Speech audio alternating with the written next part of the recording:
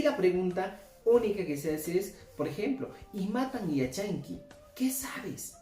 Imatan ruwaita yachanki podría ser también, ¿qué sabes hacer?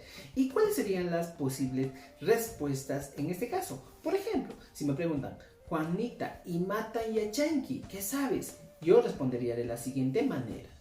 No jaja, waikuytan yachani.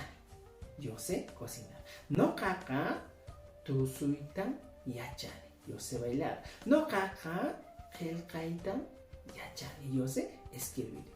Si yo te pregunto, Juanita, ¿imatan yachanki? Tú me tienes que decir, no jaja, waikuytan yachani. Kangri, ¿qué me estás diciendo? Yo sé cocinar y tú. Y yo digo, no jaja, ¿ya? Mi hijita yachani. Vamos, empezamos. Carlitos, Imatan yachanki. No kaka, tosuitan yachani.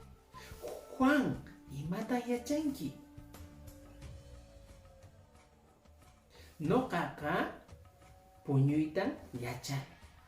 Alex, Imatan yachanki. No kaka, purita yachani.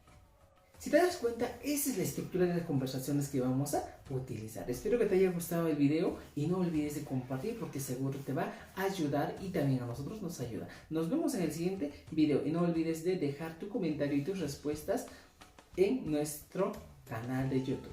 Nos vemos en el siguiente video.